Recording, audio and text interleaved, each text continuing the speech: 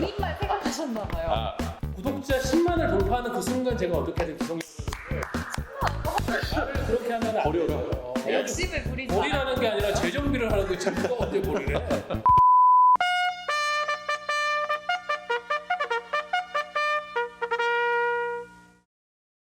축구 뉴스 출발합니다.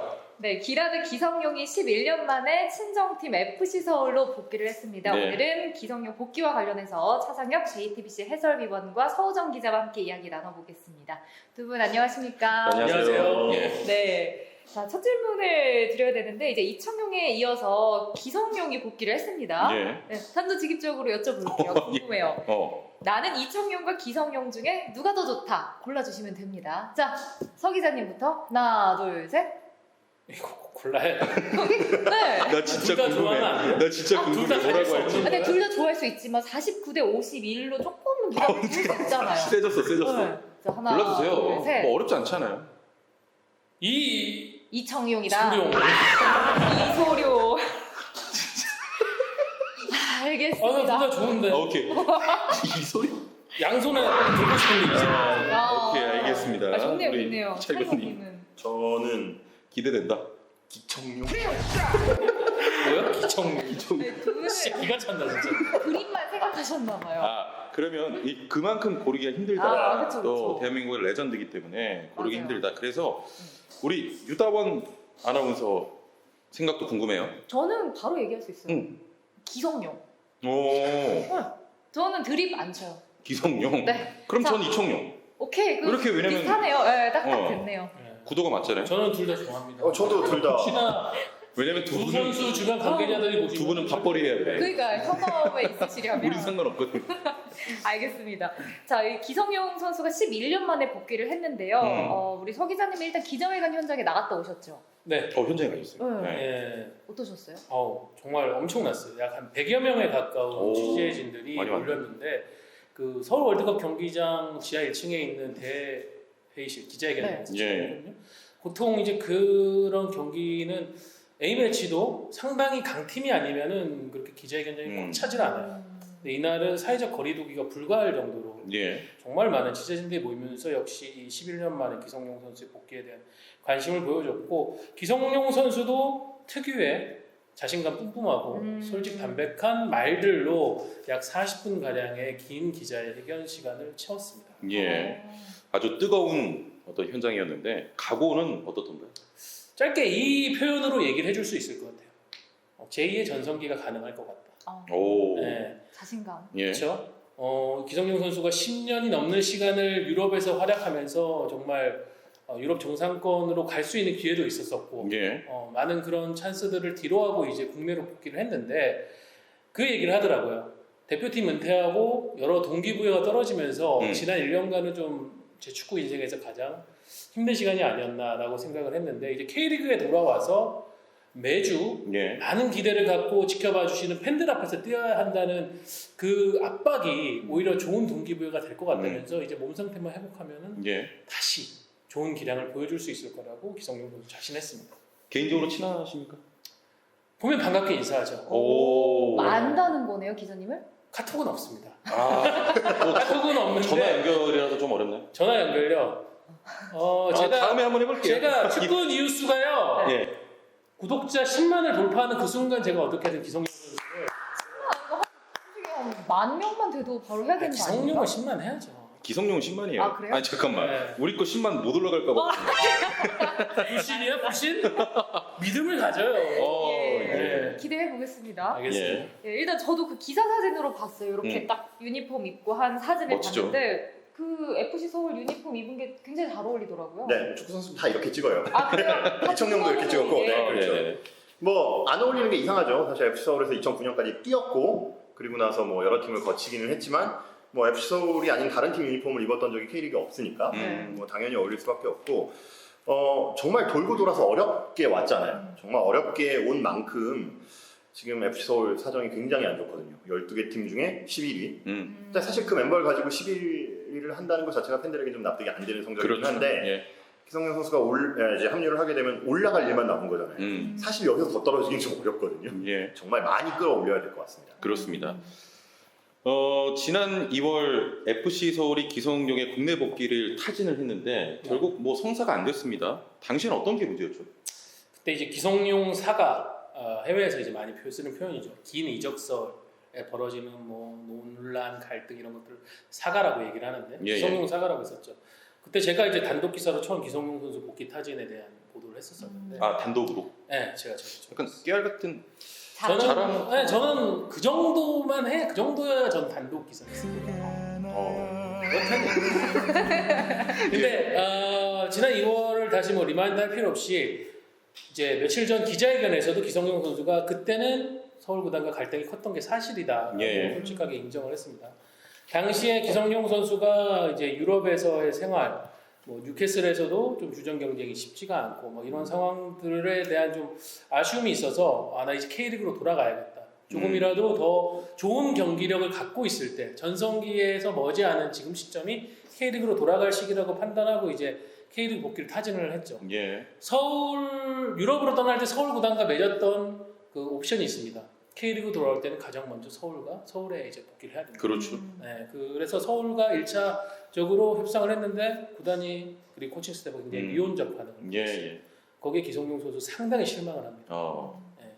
뭐 감히 내가 이런 게 아니라 제가 먼저 숙이고 연봉도 이 정도로 정말 낮게 해서라도 들어가겠다고 했는데 우리 기성용 필요 없어라는 입장을 받았으니까 선수의 프라이드가 완전히 무너진 거죠. 기성용 선수가 좀 그때 많이 화가 나고 해서 감정이 상한 겁니다.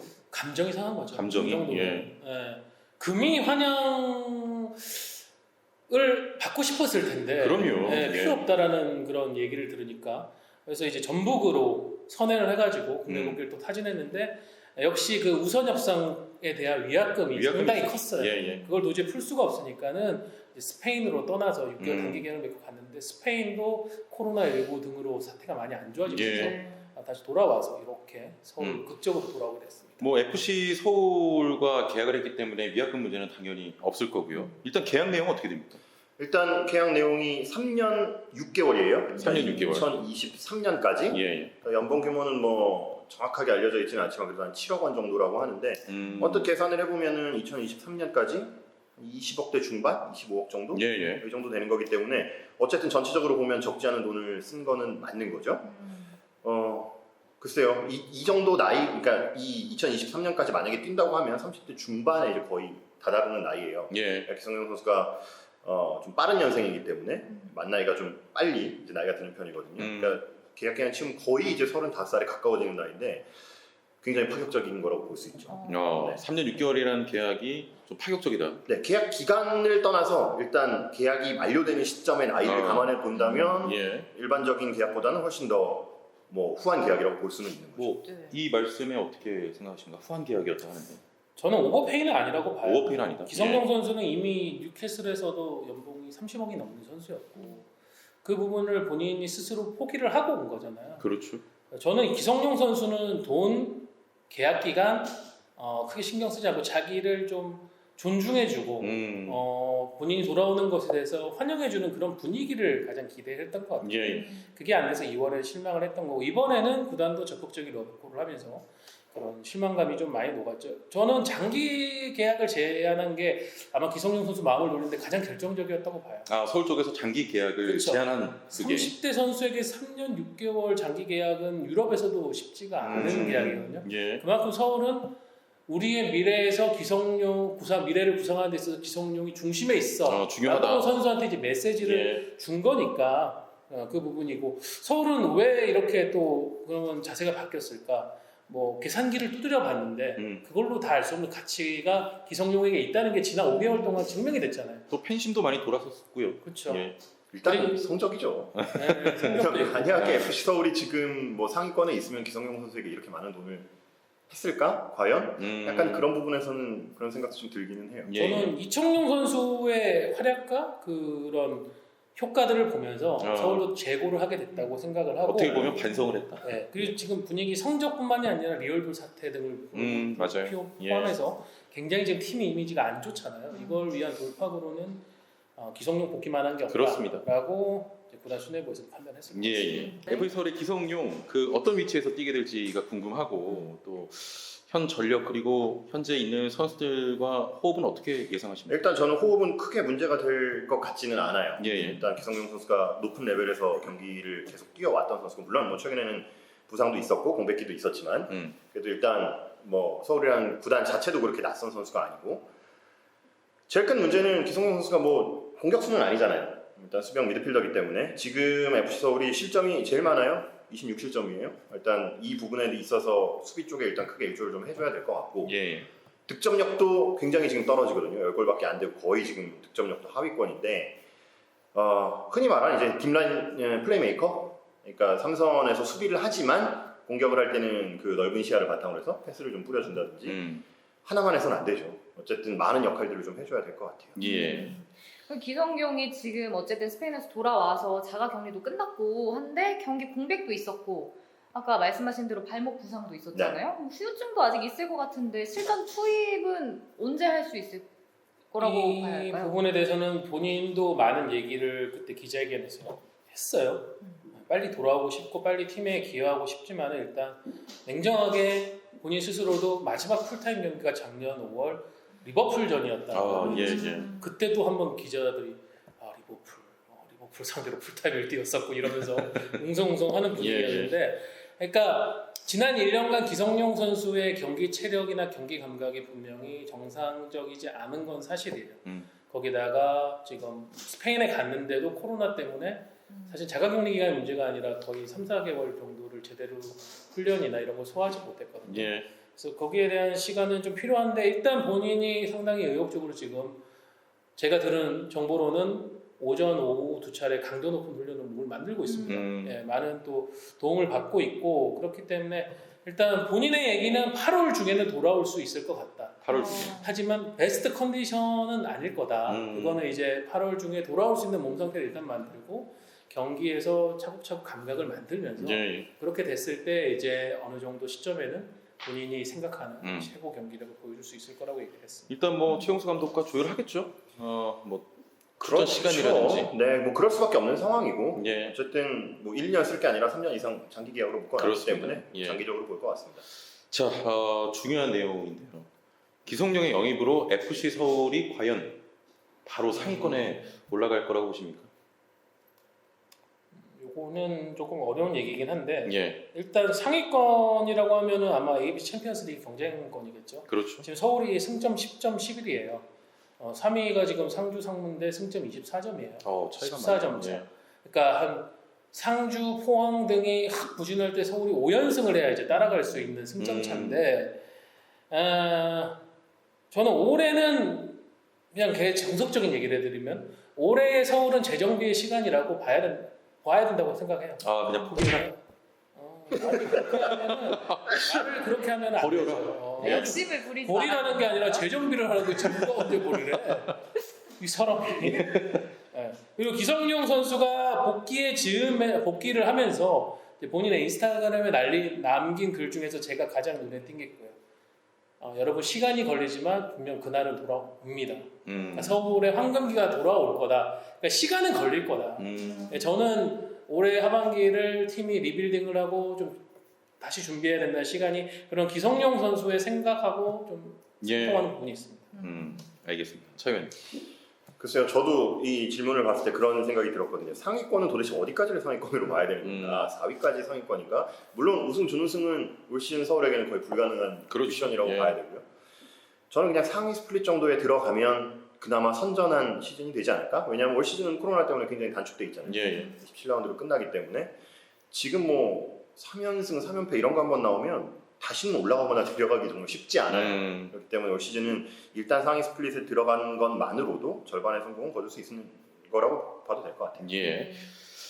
자, 축구 팬으로서 굉장히 궁금한 내용 중에 하나인데 기성용의 대표팀 복귀 궁금하거든요. 뭐 본인은 대표팀을 은퇴를 했는데 기자회견에서 이 질문도 나왔어요. 대표팀 복귀 어떻게 생각하시는지. 기자회견 말미에 나왔는데 당연히 나올 줄 알았던 질문이고 왜냐면은 기성용 선수가 은퇴를 한 가장 표면적인 이유가 낮은 장거리 비행으로 그렇죠. 인한 예. 무릎 상태 때문에 은퇴를 선언했는데 이제 국내를 복귀했으니까 그거는 사라진 거잖아요. 이성용 선수도 대표팀 은퇴하면서 본인의 동기부여가 크게 떨어진 것도 맞다고 얘기를 했고 예. 그날 많은 거를 열어놨어요. 예, 일단은 좋은 컨디션으로 빨리 소속팀에 돌아와서 경기 보여주는 게 자신의 급선무지만 조금 또 상황이 되면 어떤 일이 벌어질 수 있지 않을까? 그런 얘기를 했고 또 기성용 선수 측 얘기를 들어보니까 벤투 감독도 아시안컵 끝난 뒤에는 은퇴하는 것에 대해서 뭐 받아들였지만은 작년 말 정도에 기성용 선수 측의 대표팀 복귀를 예. 타진했다고 합니다. 그렇군요. 네, 그러니까 예. 대표팀도 생각이 있고 기성용 선수 본인도 긍정적으로 생각이 있다고 하면은 복귀하겠네요. 복귀가 이루어지는 예. 것도 꿈은 아니겠지. 그렇군요. 네. 예. 뭐 기성용 선수가 이렇게 11년 만에 어쨌든 복귀를 했는데 이 복귀가 뭐 어떻게 의의가 있을까요? 뭐 어떻게 보세요? 그렇죠. 아무래도 뭐 프로스포츠는 컨텐츠가 정말 중요하잖아요. 사실 프로축구 K리그도 그렇게 많은 컨텐츠가 뭐 점점 이제 생겨가고 있는 거잖아요. 뭐 슈퍼 매치도 있고, 뭐 전설 매치도 있고, 뭐 동해안 더비도 있고, 뭐 경인 더비도 있고 여러 가지가 있는데 여기 이제 쌍용 더비가 또 생기는 거잖아요. 그렇네요. 그러니까 이런 컨텐츠들이 자꾸 늘어나야 이 축구판의 이 파이가 커지는 거잖아요. 그런 면에서 본다면 이렇게 이제 뭐 은퇴를 얘기하기는 그렇지만 이 선수 생활 말년에 이 자국 리그에 와서 다시 한번 부흥을 일으킬 수 있는 좋은 카드인 것 같습니다. 예. 네. 저는 이런 부분을 좀 보고 싶어요. 사실 많은 구단들이 착각하고 있는 것 중에 하나가 구단이 갑이고 선수가 을이다라고 하는데 이번 기성용 선수 지난 5개월 동안의 이 많은 굴곡들을 보면서 스타 선수를 상대로는 더 이상 구단이 갑이 아니다.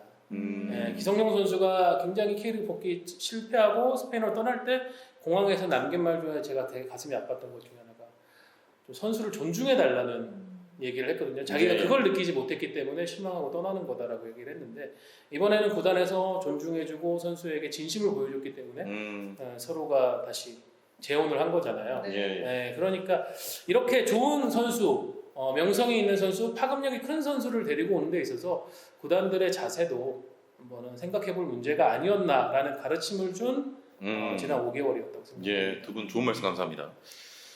사실 K리그는 레전드를 좀 예우하는 부분이 부족했거든요. 해외 리그만 봐도 뭐 레전드 자체로 콘텐츠화가 되고 있는데 자 K리그 앞으로 어떻게 좀 해야 될까요? 저는 짧고 굵게 얘기하겠습니다. 네. K리그 구단 여러분, 레전드는 태어나는 게 아니라 함께 만들어가는 것입니다. 그렇게 말하면 저는 뭘 말하죠? 부담스러우시겠는데요. 이거 첫 번째 저부터 먼저 답변하라고 해서 제가 링크를 해버렸죠. 네. 저도 똑같이 그 얘기를 하려고 그러진 않았고요. 사실 이 레전드라는 게 지금 서호정 기자 말씀하신 대로 뭐 만들어가는 부분도 있겠죠. 근데 사실 레전드라는 게 K리그에만 있는 건 아니거든요. 여러 계층이 다 있어요. 정계에도 있고 재계에도 있고 뭐 사회적으로도 있고 문화, 예술계에 다 있는데 왜 K리그 레전드만 예우를 해줘야 되는 얘기를 우리가 해야 되느냐? K리그 스스로가 판을 크게 만들어야 돼요. 예, 예. 그러니까 흔한 예로 이제 뭐 야구 같은 경우는 여러 가지 상들이 있잖아요. 상들도 있고 영국 결번. 뭐 예. 이런 것들도 다 있는데 스스로 컨텐츠들을 만들어내는 거거든요. 지금 축구가 그런 과정 속에 있고 기성용 선수가 하나의 또 신호탄이 될 수도 있기 때문에 이런 걸 계기로 이런 것들이 조금씩 더 발전할 수 있을 것 같아요. 좀 길었어요. 죄송합니다. 네. 자, 11년 만에 FC 서울에 복귀한 기성용 멋진 활약을 기대해 보겠습니다. 두 분 말씀 여기까지 듣죠. 감사합니다. 고맙습니다. 감사합니다. 네, 네. 차상엽 JTBC 해설위원 서호정 기자와 함께했습니다. 축구 뉴스 마칩니다. 시청해주신 여러분 고맙습니다.